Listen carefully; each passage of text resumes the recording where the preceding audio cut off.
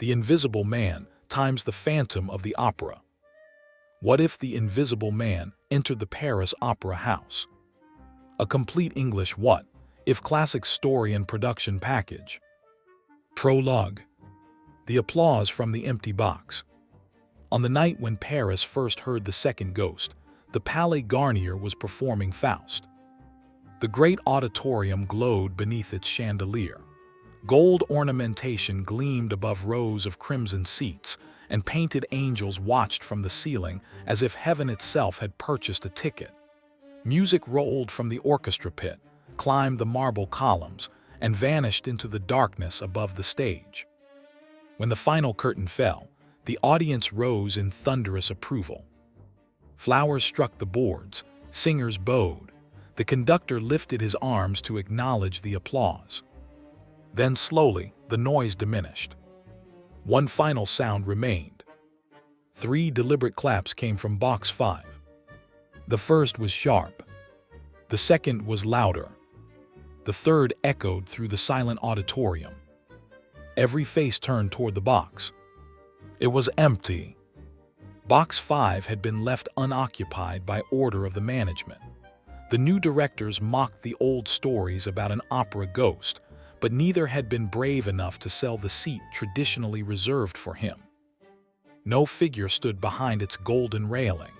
No gloved hand moved between its red curtains. Only a small table and an empty chair could be seen. Then the wineglass on the table rose into the air. A woman screamed. The glass hovered above the chair, tilted toward an invisible mouth, and slowly emptied itself. A thread of red wine appeared in the air, traveled downward, and vanished before it reached the floor. The audience erupted. People pushed toward the exits. Programs fell beneath hurried feet. A gentleman leaped over 2 rows of seats, while his wife cried that the dead had come to claim the living. The floating glass dropped and shattered. "Ghost," shouted one of the stagehands. "The opera ghost has returned." But from a narrow passage hidden inside the western wall, another observer watched the panic in absolute silence. He wore black evening clothes and a white mask.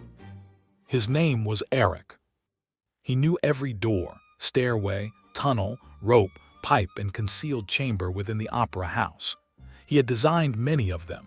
He could travel from the cellars to the roof without crossing a public corridor. He could make his voice emerge from walls, mirrors, or statues. He could extinguish the auditorium lamps with a single movement of his hand. For years, the managers, singers, and dancers had blamed him for every unexplained event. Tonight, however, Erik felt no satisfaction. The applause had not been his. He had not touched the wine. Someone else had entered his kingdom. Far beneath the stage, beyond the machinery and forgotten storerooms, Erik found the intruder's trail. A door had been opened without disturbing its dust. Bread and meat were missing from a locked cupboard. A bottle of brandy stood uncorked beside an apparently untouched chair. On the stone floor, rainwater formed a line of footprints. They began near a ventilation tunnel. They continued across the chamber. Then they stopped. There was no man at the end of them. Erik drew a thin cord from beneath his coat. "Who are you?" he asked. The chamber answered with silence. He listened more carefully. Somewhere ahead of him, a man was breathing. "You may deceive the eyes," Erik said, "but this house possesses more senses than you imagine." A low laugh moved through the darkness. "You are not frightened. I have frightened better men than you." The unseen stranger shifted. One wet footprint appeared, followed by another. Erik turned toward the sound. "What do they call you?" "Griffin." The name meant nothing to him. "What are you?" The unseen man laughed again. "What every ghost wishes he could be." A pause followed. Then the voice whispered, "Real." Chapter 1. The Second Ghost. The morning after the performance, the managers of the opera house attempted to explain the impossible. Monsieur Richard blamed a hidden wire. Monsieur Moncharmin blamed the wine. The chief machinist insisted that no wire could have lifted the glass from box 5 without being visible from the stage. The newspapers preferred a more dramatic explanation. "The opera ghost drinks again," announced one headline. "The Phantom claims his box," declared another. By noon, hundreds of curious Parisians had gathered outside the building. Ticket sales doubled. So did the number of employees who refused to work after sunset. Erik considered the publicity vulgar. The intruder's behavior grew worse over the following nights. Food disappeared from the kitchen. Black cloth was stolen from the costume rooms. A wardrobe mistress fainted when she saw a pair of trousers walking without a body inside them. A watchman reported being struck by an empty sleeve after attempting to stop a floating parcel. Every incident was attributed to the opera ghost. Erik regarded this as a theft of identity. Fear, like music, required discipline. A door opening by itself could inspire more terror than a dozen screams, but only if the silence before it was long enough. A whispered warning could govern an entire company, provided it was delivered at precisely the proper moment. The new ghost possessed no artistry. He behaved like a hungry animal trapped in a drawing room. Erik began his hunt. He selected a disused corridor beneath the costume department and covered its floor with a layer of fine chalk dust. Across its entrance, he stretched threads too thin to be seen in the weak light. Each thread was connected to a silver bell in a chamber below. At midnight, the first bell rang. Then the second. The third remained silent. The intruder had discovered the trap. Erik descended through a hidden panel and entered the chalk-covered corridor from the opposite direction. At first, he saw nothing. Then a footprint appeared in the white powder. A second print formed behind it. The marks stopped when they reached the center of the passage. Erik closed a switch. Iron gates fell at both ends of the corridor. The unseen man ran. His shoulder struck the bars with a metallic crash. "You are careless," Erik said through a speaking pipe. "And you are hiding," the voice replied. "I am not the one who has misplaced his body." "I have not misplaced it." "Then show it." The stranger answered with a sound of contempt. Erik turned a valve. Compressed air rushed through concealed openings in the walls. Chalk rose from the floor in a white cloud. It struck something. The outline appeared gradually: legs, torso, arms, and shoulders. At last, powder gathered upon an invisible head, sketching a rough and terrible mask in the air. 2 empty hollows indicated eyes. A curved gap opened where a mouth should have been. The figure wiped at its face, leaving streaks across the whiteness. "Stop this." "So," Erik said, "you are a man."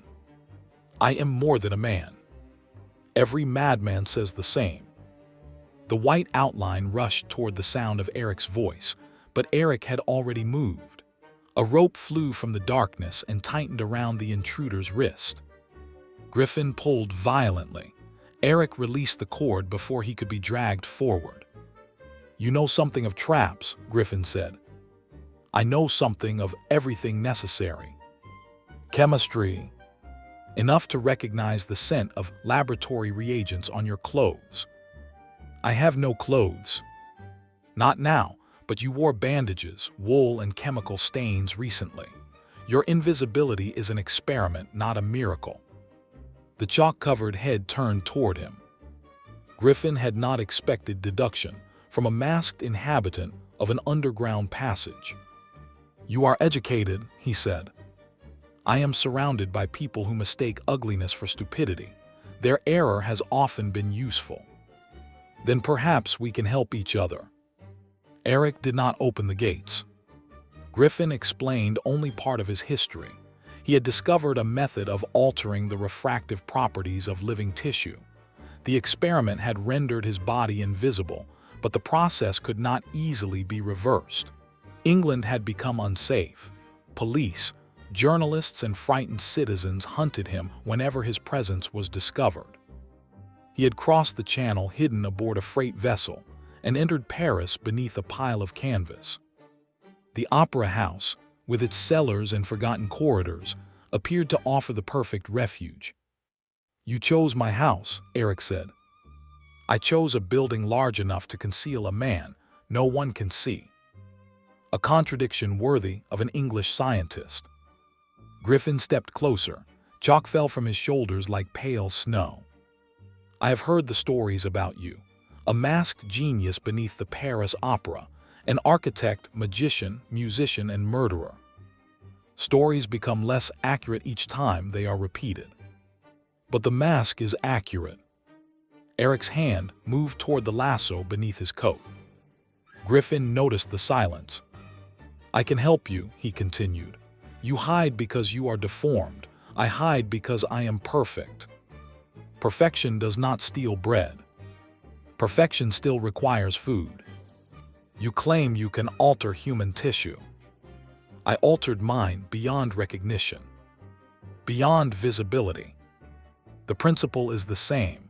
Light determines what the world sees. Change the way flesh answers light, and the world sees a different face." For the first time, Erik hesitated.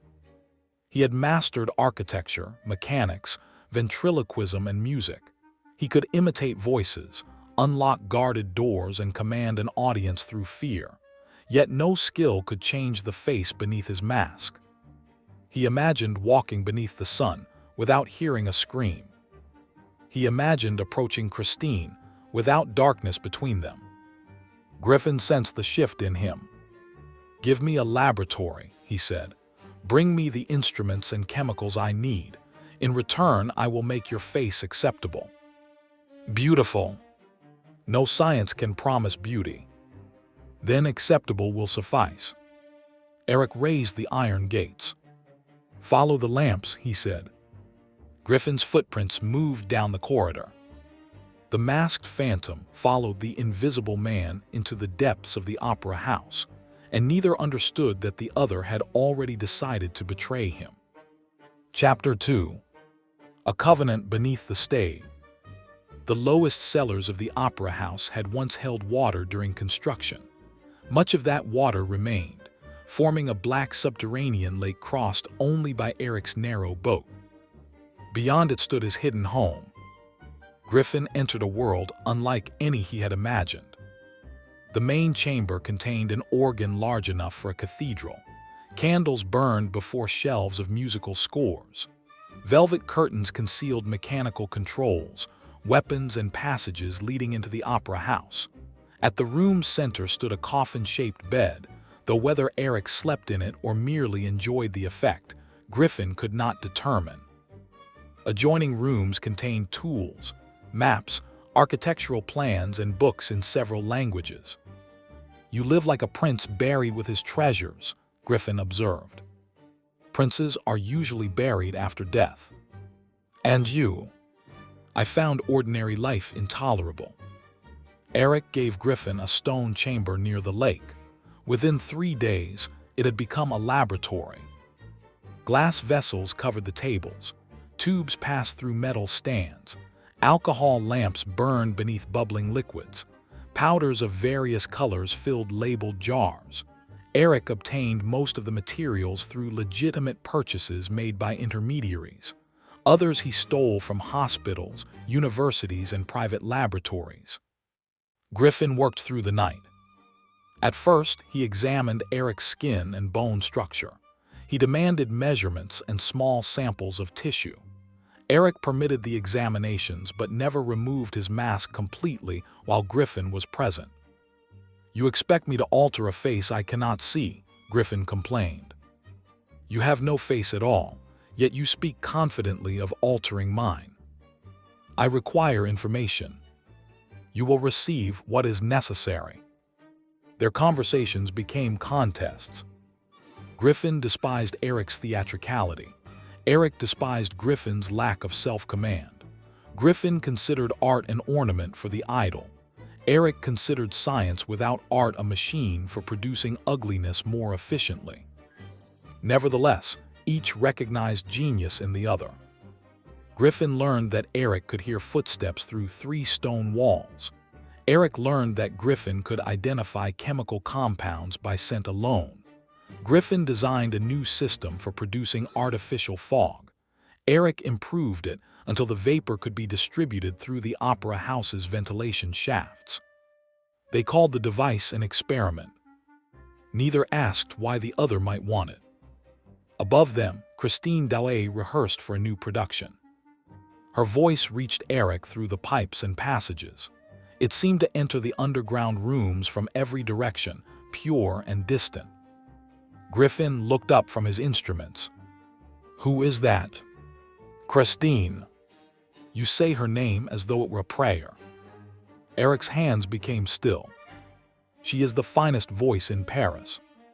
"That was not what I asked." "You will not speak of her again." Griffin laughed. He soon developed the habit of wandering through the opera house after midnight. Naked, he could pass unseen, though the winter cold forced him to avoid open courtyards. He entered dressing rooms, listened to private conversations, and stole whatever interested him. For Griffin, invisibility transformed the building into a collection of unlocked minds. People behaved differently when they believed themselves alone. Singers insulted their rivals. Managers concealed money. Stagehands drank from hidden bottles. Noblemen made promises they had no intention of keeping. Each discovery confirmed Griffin's belief that morality was merely a performance maintained under observation. One evening, he entered Christine's dressing room. She stood before the mirror, removing the stage jewels from her hair. Griffin approached without a sound. On the table lay a hand mirror. It rose into the air. Christine turned. "Who is there?" Griffin held the mirror before the place where his face should have been. Nothing appeared in it. No eyes. No skin. No proof that he existed. A sudden fury seized him.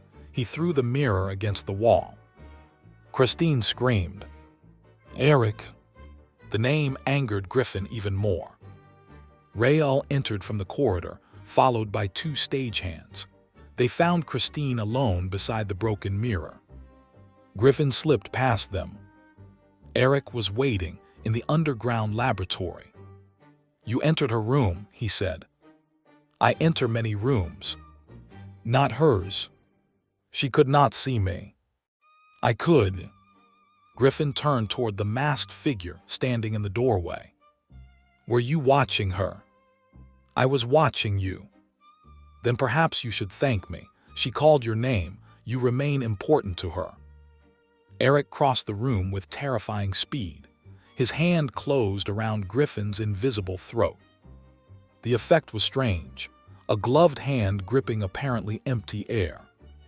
Griffin struck Erik's arm aside and retreated. "Do not touch me again," Erik said.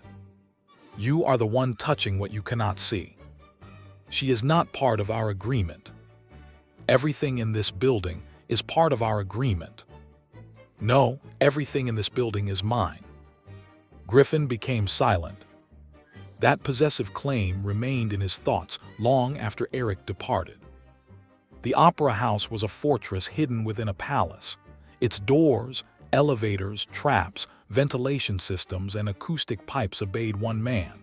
Thousands entered it each week. Ministers, generals, bankers, aristocrats, and foreign dignitaries sat beneath its chandelier. Griffin had sought only a refuge. Now he saw the machinery of a kingdom. During the following week, he stopped working on Erik's treatment. Instead, he prepared duplicate bottles of his invisibility formula. He studied the ventilation plans and marked the pipes that led to the auditorium. He examined the central supports beneath the stage and measured the load carried by each foundation column. He also studied Erik's system of speaking tubes. From a single hidden chamber, the phantom could make his voice appear beside a singer's ear, behind a manager's chair, or within an empty box. With Griffin's chemical fog and Erik's acoustic network, An invisible man could seem to exist everywhere. One night, Erik entered the laboratory while Griffin was absent. The room appeared ordinary until Erik noticed that one cabinet was slightly warmer than the others. A lamp had recently burned behind it. He found a concealed latch. Inside were several dozen sealed bottles and a map of the opera house. Red lines connected the laboratory to the ventilation system. Black circles marked the private boxes reserved for government officials. A final line descended to the foundations. Beside the map lay a page written in Griffin's hand. At the top were 4 words: "The reign of the invisible man." Erik read the document twice. Then he replaced it exactly as he had found it. When Griffin returned, Erik sat at the organ and played a funeral march. "An unpleasant composition," Griffin remarked. "It is unfinished. For whom is it intended?" Erik pressed a final chord and allowed it to tremble through the stone. "I have not yet decided." Chapter 3. The Man Without a Reflection. Erik did not immediately confront Griffin. A direct accusation would drive the scientist into hiding. An invisible enemy with access to the opera house could kill dozens before being captured. Erik needed to understand the entire plan. He therefore pretended ignorance. He continued supplying chemicals. He permitted Griffin to inspect the acoustic chambers and even demonstrated how certain pipes carried whispers across impossible distances. Griffin mistook cooperation for surrender. "You built all of this and use it to frighten singers," he said. "You possess the nerves of the building, yet you waste them upon childish revenge. What would you do with them?" "Something greater." "Such as?" "Teach Paris that sight is not the same as knowledge." Erik adjusted a brass valve. "Paris learns nothing for long. Fear is an excellent teacher. Only when the lesson has an ending." Griffin walked around him. A faint chemical odor betrayed his location. "You threaten managers for money. You reserve a box no one else may enter. Do not pretend you oppose power." "I do not oppose it." "Then why fear what I intend?" "I fear incompetence." Griffin's invisible hand struck the table. "You believe yourself superior." "I do not need belief." For several seconds, only the hiss of gas could be heard. Then Griffin laughed. "We are alike." "No. We both separated ourselves from humanity. We both discovered that rules are written by ordinary men to restrain extraordinary ones." "You fled from humanity," Erik replied. "I learned to move beneath it." "Different methods, the same conclusion." Erik looked toward the place where the voice originated. "You think the mask makes us brothers. It does not." "You are correct. I improved upon the mask. You conceal the face. I abolished it." That night, Griffin carried out the first stage of his plan. A reception was being held in the grand foyer following a charity performance.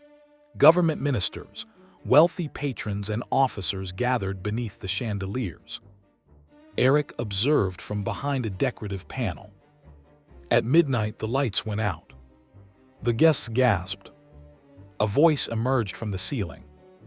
"Ladies and gentlemen of Paris, remain where you are." Several people recognized the legendary voice of the opera ghost. But Erik had not spoken. Griffin had learned to use the pipes. A woman moved toward the exit. The doors slammed shut before her. "Your city believes that power belongs to those who can be seen," Griffin continued. "You bow to uniforms, crowns, medals, and familiar faces. Tonight, you will learn obedience to that which has none." A minister shouted for the guards. His ceremonial sword rose from its sheath by itself. The invisible blade hovered beneath his chin. The room fell silent. "You will receive instructions tomorrow," Griffin announced. "If the police enter the lower levels of this building, if the management closes the theater, or if any person speaks publicly against me, The next performance will end in death. The sword dropped. Gas lamps flared to life. The doors opened. Panic flooded the foyer. Erik moved through the concealed passages toward the acoustic chamber, but Griffin was gone. On the floor, he found a single empty bottle. The scientist had released a small quantity of a chemical through the vents. It did not make the guests invisible. It had merely irritated their eyes, ensuring that no one could observe the moving sword clearly. The newspapers transformed the incident into a national crisis. The police surrounded the opera house. Inspectors searched public rooms and questioned employees. The managers received a letter signed the Invisible King. It demanded money, laboratory materials, and public recognition, that the Palais Garnier stood under the protection of an unseen sovereign. The letter also contained a warning. Should the demands be refused, Griffin would demonstrate his formula during the forthcoming masked ball. Paris would witness a man disappear. Then the city would learn that anyone could be made invisible, and that no wall could protect the visible from the unseen. Christine confronted Erik before he could return underground. She stood alone upon the dark stage. "I know you are listening," she said. Erik remained behind the scenery. "This is not your work," she continued. "The others blame you, but the voice was wrong. It had your echoes, not your music." Erik stepped from the shadows. Christine did not scream when she saw the white mask. "You should leave Paris," he told her. "So should you." "I cannot. Because this is your home. Because I brought him here." Christine studied him. Erik explained that the intruder was not a spirit but a scientist. He admitted that he had provided the laboratory and equipment. "Why?" she asked. His hand rose toward his mask. "He promised to change what is beneath this." Christine's expression softened, but Erik turned away before he could see whether it was pity. "He lied to you," she said. "Perhaps. You knew he might." "Yes. And you still helped him." "I wish the lie to be true." Christine approached. "You once told me that music could reveal the soul when the face concealed it. I have said many things in darkness that daylight would not forgive. Then help us now." "Us?" "The people in this building. The singers, dancers, musicians, and workers. Even the managers you hate." Erik gave a bitter laugh. "They would celebrate my death." "Perhaps, but what they would do does not decide what you must do." He looked at her. In the past, he had wanted Christine to descend into his world and remain there. Now she stood at its edge, asking him to return to humanity without promising that humanity would welcome him. That request was more difficult than love. "What does Griffin intend?" she asked. "Domination." "Can he succeed?" "For one night, certainly. Perhaps that will be enough." "Then stop him." Erik heard movement in the flies above the stage. A rope shifted. Griffin was listening. Erik pushed Christine aside as a sandbag fell from the darkness. It struck the stage where she had been standing and split open. Griffin's laughter descended from the rafters. "Touching," he called. "The monster wishes to become a hero." Erik hurled his lasso upward. It caught nothing. Footsteps raced across the narrow catwalks. "Leave the building," Erik ordered Christine. A second weight fell.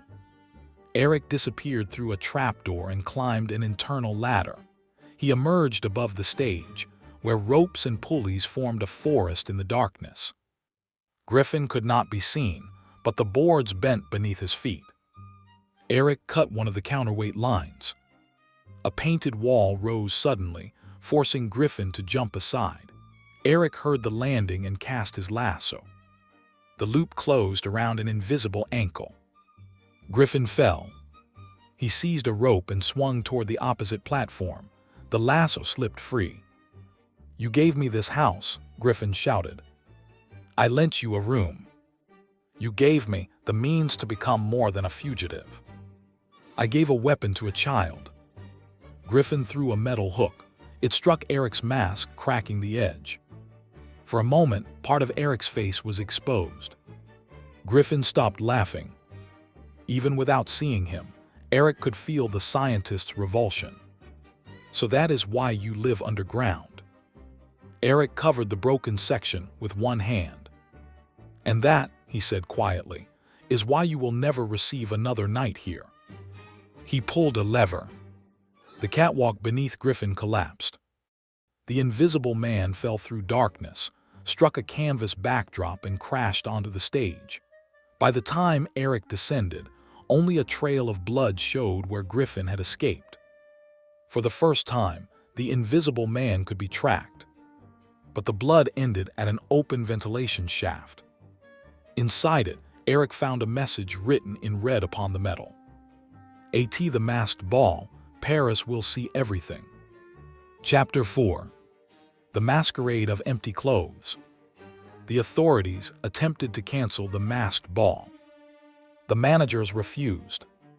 They argued that surrendering to an unseen criminal would destroy the reputation of the opera house. Government officials agreed, partly because they feared appearing powerless. Police were placed at every entrance. Inspectors occupied the galleries, backstage corridors, and roof. Each carried bags of flour and handheld water sprayers, following advice anonymously delivered by Erik. The police believed such methods would expose the invisible man. Griffin anticipated them. On the evening of the ball, snow fell over Paris. Carriages lined the avenue. Guests climbed the grand staircase dressed as kings, demons, angels, animals, and figures from history. Masks of silver, gold, porcelain, and velvet concealed their identities. In that crowd, visibility became another form of disguise. Erik watched from the upper gallery. He wore the costume of the Red Death, not to impress the guests, but because its cloak concealed tools and weapons. A newly made mask covered his face. Christine attended with Raoul, though Erik had asked her to stay away. She claimed that abandoning the performance would grant Griffin the victory he wanted. Music began. Hundreds of masked figures moved beneath the chandeliers. At 11 o'clock, a dancer screamed. A black glove floated above the crowd. Then another appeared. A white shirt rose from behind a column, followed by an evening coat and trousers. Empty clothes assembled themselves into the shape of a man. A silver mask floated above the collar. The guests retreated. The invisible man bowed. "Paris," he announced, "you have spent centuries worshipping appearances. Tonight, appearances will abandon you." Police rushed forward. Griffin opened his coat. Glass bottles fell and shattered. Thick gray vapor rolled across the floor. Guests coughed and covered their eyes. The police discharged their water sprayers blindly, soaking masks and costumes. Flour filled the air, coating innocent dancers while Griffin discarded his clothes and vanished into the confusion. The chandeliers went out. A spotlight illuminated the top of the grand staircase. There a man stood wearing bandages around his head, dark goggles over his eyes, and a long black coat. The audience stared. It appeared to be Griffin. The bandaged figure raised both hands. "Look carefully," he said. "This is the final face I shall ever wear." He removed the goggles. Behind them was emptiness. He unwound the bandages. Layer after layer fell away until the head disappeared. The collar opened, revealing nothing above it. The crowd watched in horrified fascination. No one noticed the second Griffin moving, naked through the darkness below. The figure on the staircase was a mechanical illusion constructed with stolen stage equipment. While every eye remained fixed upon it, the real Griffin entered the ventilation control room. He opened the main valve. A colorless form of his chemical flowed toward the auditorium. Erik smelled it before anyone else did. It carried a faint sweetness beneath the odor of alcohol. He understood Griffin's true plan. The scientist did not intend merely to demonstrate invisibility. He intended to expose hundreds of people to an unstable version of the formula. Erik reached the speaking system. "Evacuate the building," his voice thundered from every wall. "Cover your mouths and leave by the eastern doors." The crowd hesitated. Two supernatural voices now seemed to command them. Griffin answered through another pipe. "Remain where you are." Erik struck a set of controls. Fire curtains descended between sections of the building, limiting the spread of gas. Griffin reversed the airflow. Erik opened emergency roof vents. The opera house became a vast mechanical organism fighting itself. Ducts groaned. Doors opened and closed. Curtains dropped. Air rushed through corridors with the force of a storm. Christine stood in the center of the chaos. A bottle floated toward one of the open vents. She seized a decorative staff from a costumed performer and struck it from the invisible hand. The bottle shattered harmlessly on the marble floor. Griffin hit her. Christine fell. Rael rushed toward the place where Griffin had to be, but an unseen blow sent him against the railing. Erik descended the staircase. His red cloak moved through the gray vapor like blood through water. "Griffin!" The invisible man laughed from somewhere near Christine. "You cannot attack me without striking her." Erik stopped. A thin line appeared around Christine's throat, where an invisible arm held her. "Open the vents to the auditorium," Griffin ordered. "All of them." "No. I can break her neck before you cross half the distance." Erik's hand disappeared beneath his cloak. "You believe invisibility makes you unknowable," he said. "It makes me untouchable." "No, it makes you dependent upon everything else." Erik listened. Griffin's breath entered from a point above Christine's left shoulder. His injured leg placed more weight on the marble. The fabric of Christine's sleeve was compressed by fingers that could not be seen.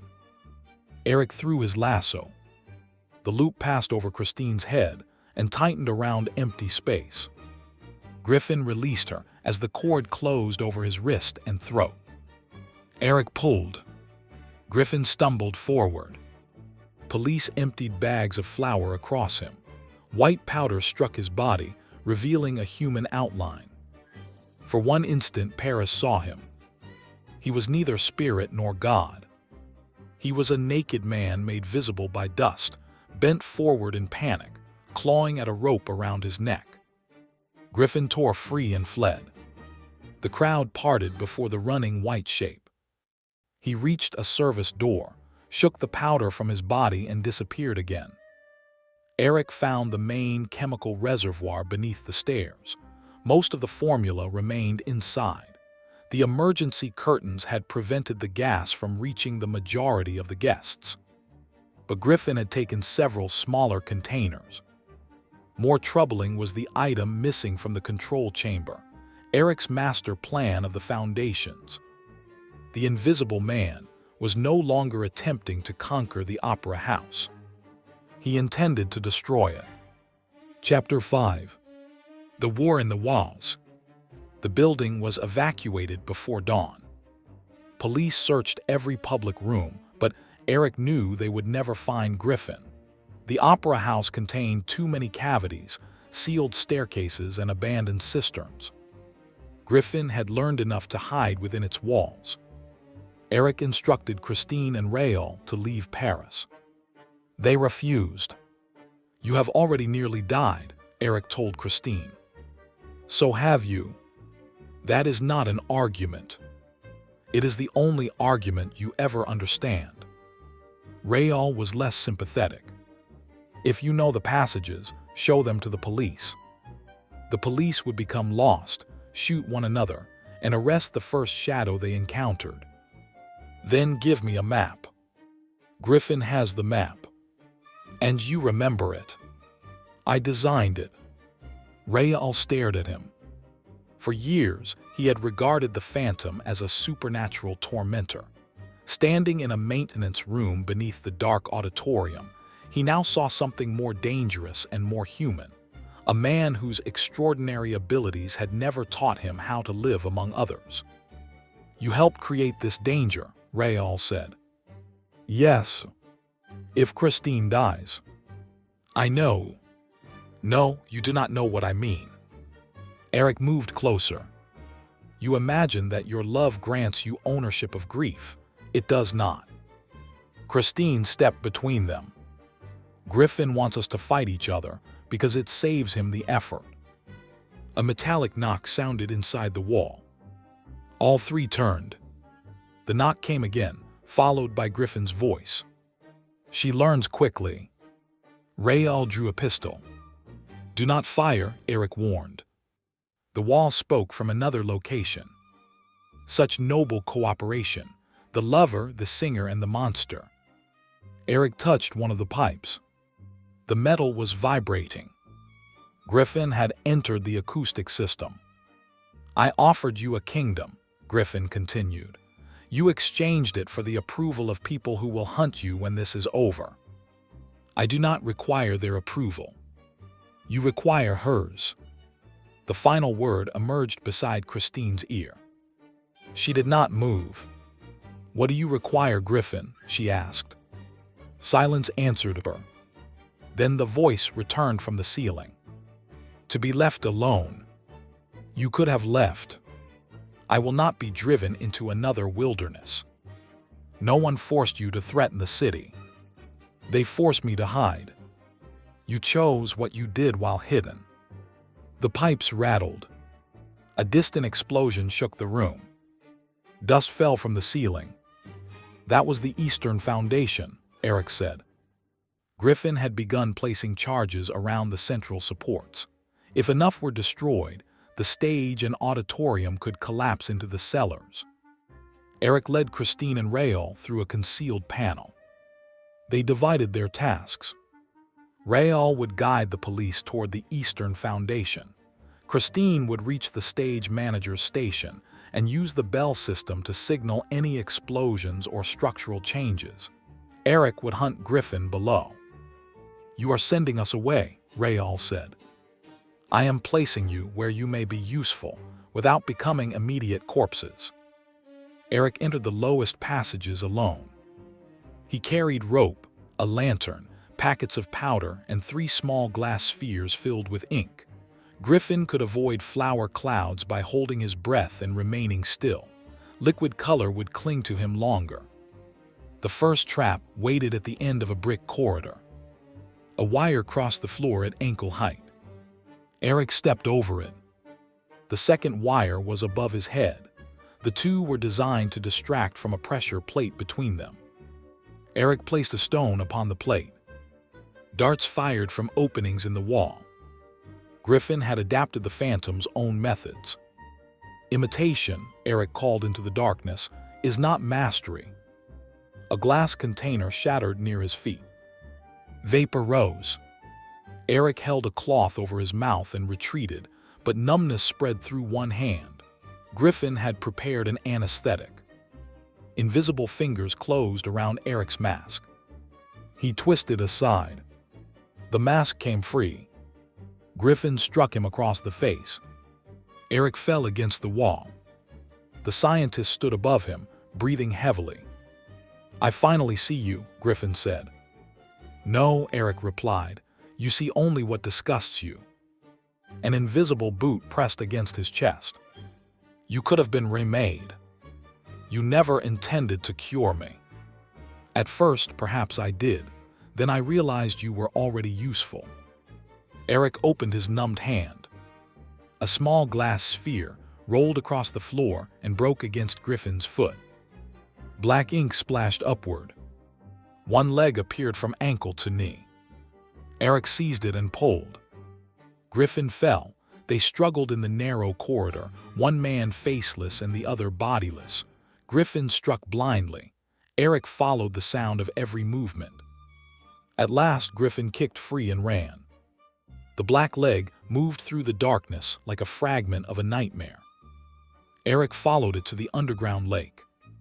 Across the black water, Griffin's laboratory burned. The fire destroyed the remaining notes, chemicals, and equipment.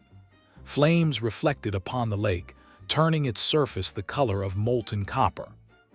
Griffin stood in Erik's boat. Only the ink-stained portion of his leg could be seen.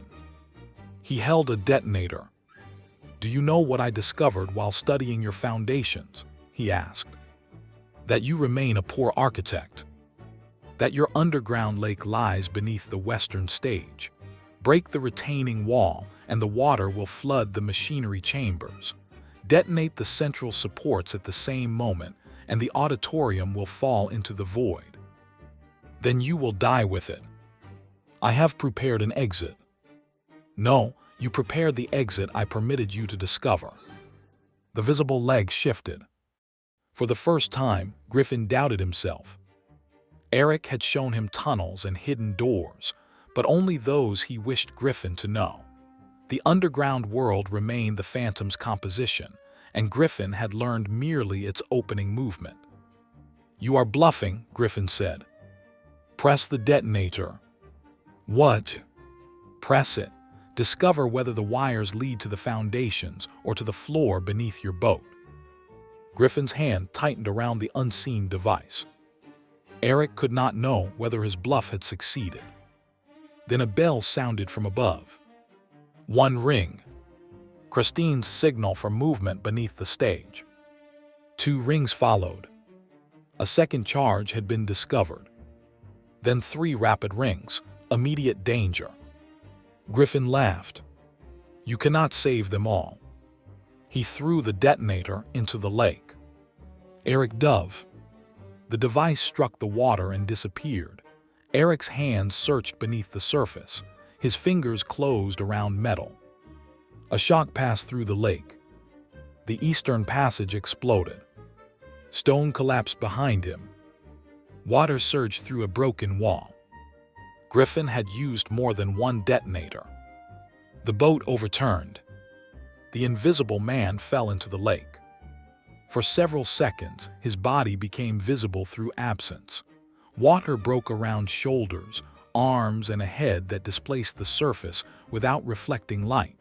It was as if a hole shaped like a man had opened in the lake. Erik swam toward him. Griffin seized the overturned boat. "Help me," he shouted. Another explosion shook the cavern. The retaining wall cracked. A column of water burst through it. Both men were carried into the flooded passage. Chapter 6. The Face in the Flood. Christine heard the third explosion beneath the stage. The floor tilted. Musicians' chairs slid toward the orchestra pit.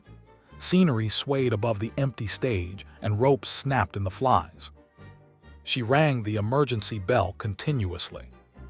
Rael and several police officers entered through the side doors. "We found 2 charges," he said. "There may be more." "There are more." "How do you know?" "The building has changed pitch." Rael listened. Beneath the alarms and creaking timber, a deep vibration moved through the floor. Water was filling the lower chambers. Christine had spent years listening to Erik describe the opera house as though it were an instrument. Each corridor carried sound differently. Every wall had a tone. Now the entire structure groaned in a lower register. "The western stage is losing support," she said. They ran toward the machinery controls. Below them, Erik was swept through the flooded tunnel. He struck a metal ladder and managed to grasp it. Water climbed around him. His mask was gone, and blood ran from a wound above his eye. Griffin's voice called from somewhere in the torrent. "Erik!" The invisible man was being drawn toward a drainage gate. Broken timbers had trapped one of his legs. Only splashing water revealed his position. Erik could leave him.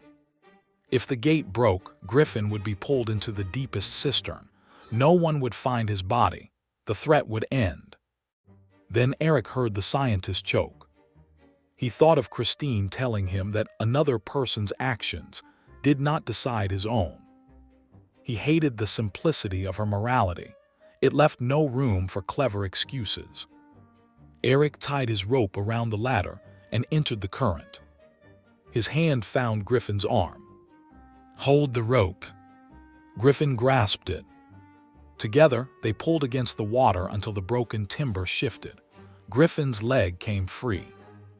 Erik climbed first. Griffin followed, guided by the rope. They reached a maintenance platform as the drainage gate collapsed behind them. Water roared into the cistern. For a moment, both men lay exhausted upon the metal grating. "You saved me," Griffin said. "I prevented the water from making my decision." Griffin began to laugh. It was not gratitude, it was contempt. "You cannot escape what you are," he said. "Neither can you." "I do not wish to." Griffin attacked. His invisible hands closed around Erik's throat. They rolled across the platform. Erik struck at emptiness and felt his fist connect with a jaw. Griffin reached for the rope. Erik looped it around the scientist's arm, but Griffin seized the other end and pulled it across Erik's exposed face. "You wanted a cure," he hissed. "You wanted to walk among them, now look at you. No mask, no shadows. When they arrive, they will see everything." Erik stopped resisting. "Yes." The answer confused Griffin. "What?" "They will see me." "You would rather be pitied than feared." "I would rather no longer permit fear to choose for me." Griffin tightened the rope. Erik suddenly released his end. The resistance vanished. Griffin stumbled backward into a pipe. Erik struck a valve with his heel. A jet of red stage dye exploded from the pipe. The liquid covered Griffin from head to foot. The invisible man appeared. He had no skin, no eyes, and no features, yet the red dye formed a complete human surface. It ran over the contours of his muscles, gathered in the hollows of his eyes, and streamed from the shape of his mouth. He looked like a statue made of blood. Griffin stared at his stained hands. For the first time since his transformation, he could see the full outline of his body. He touched his face. The anger vanished from his voice. "I am here." Erik rose slowly. For the moment, Griffin looked into a metal panel polished enough to serve as a mirror. The red figure stared back.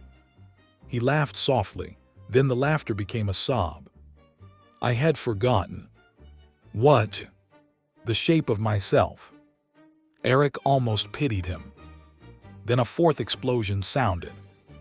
Griffin turned toward the ceiling. That is the central support. The stage above them began to collapse. Erik ran for the ladder. Griffin followed, leaving red footprints on every step. They climbed into the main machinery chamber. Workers and police struggled to brace a failing beam. Water poured through the western wall. Christine stood upon an elevated platform, directing the stagehands by the sound of the bending supports. When she saw Erik without his mask, she froze. The workers saw him too. Several recoiled. One officer raised his pistol. Christine stepped between them.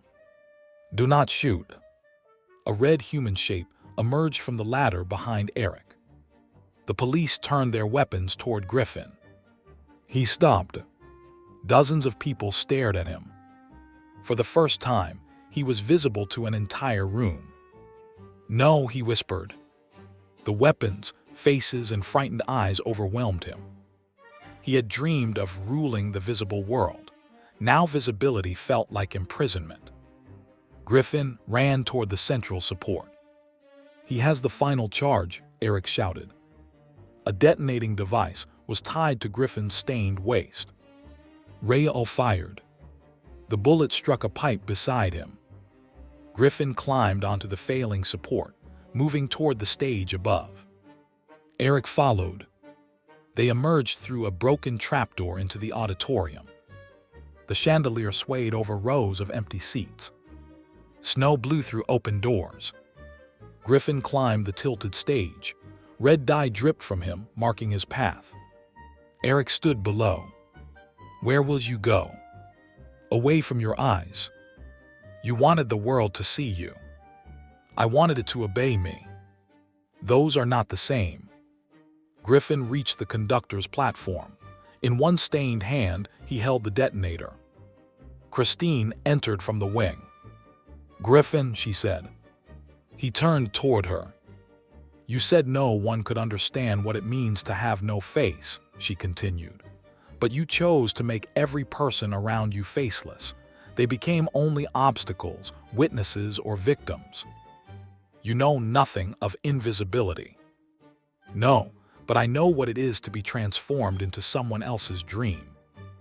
Her eyes moved briefly toward Erik. The phantom accepted the truth without protest. Griffin raised the detonator. Do not come closer. Erik descended from the stage and walked into the auditorium. He did not cover his face. Griffin watched him pass between the seats. What are you doing? Giving you what you demanded. Erik climbed the stairs toward box 5. He entered the empty box and stood beneath its lamp, fully exposed.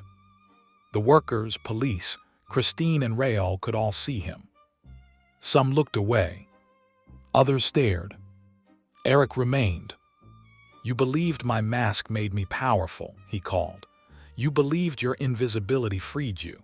We were both wrong. A hidden face becomes a prison when one is too frightened to open the door. Griffin's red fingers trembled around the detonator. You think this redeems you? No. Then why? Because redemption is not the erasure of what happened. It is the refusal to repeat it. The central support cracked. A section of the stage collapsed. Griffin lost his footing. The detonator flew from his hand. Christine caught it before it struck the floor. Griffin fell toward the orchestra pit. Erik's lasso crossed the auditorium. The loop tightened around Griffin's arm. Erik braced himself against the railing of box 5. For several seconds, the invisible man hung above the darkness, his red outline suspended by the rope. Pull me up, Griffin cried. The box railing began to break. Erik tried. The wood splintered beneath his hands. Rael and 2 stagehands seized the rope from below. Christine joined them. Together, they began lifting Griffin. He reached the edge of the pit. A final surge of water struck the foundations. The floor opened. Griffin slipped from the loop. Erik saw one red hand reach upward. Then it vanished into the darkness. The water carried Griffin beneath the stage. His voice echoed once through the acoustic pipes. Erik. Then the opera house fell silent. Chapter 7. The Last Mask. The Palais Garnier did not collapse. Part of the stage was destroyed, and the lower chambers flooded, but the main auditorium survived. Engineers later declared that a single central brace had prevented disaster.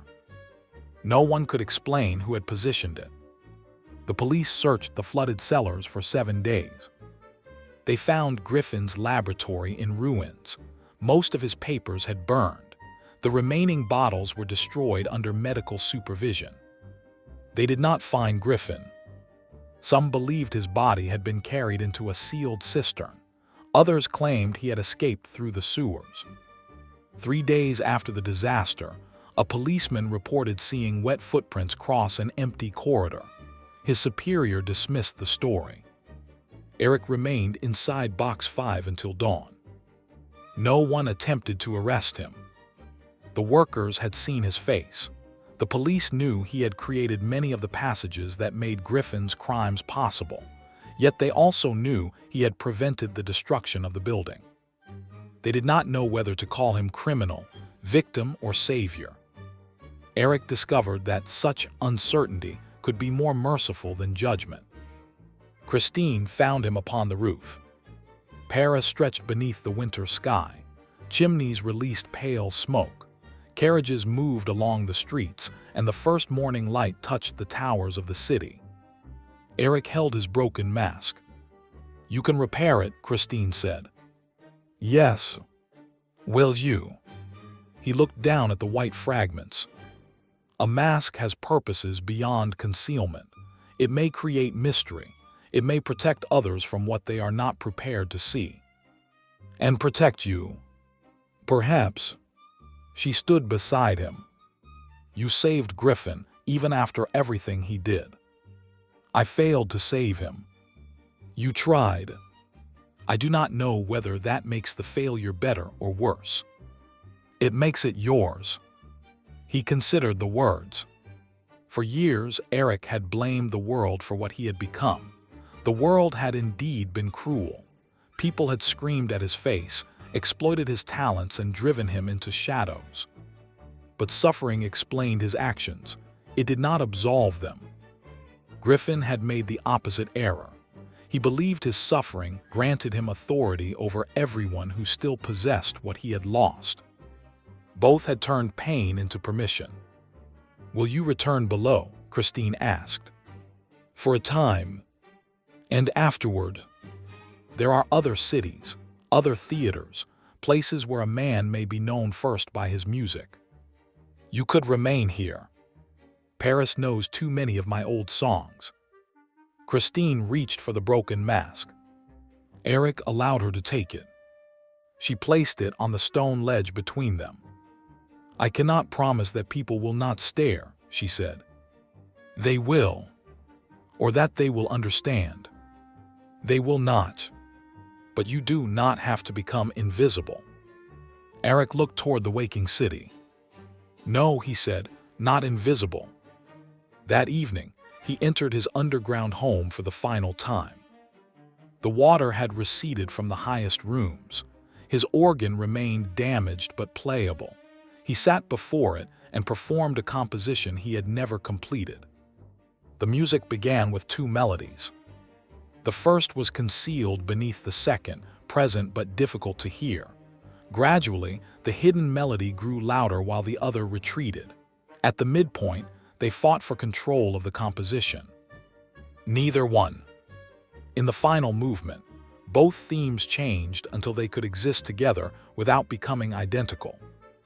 When Erik played the last chord, he left the underground chamber.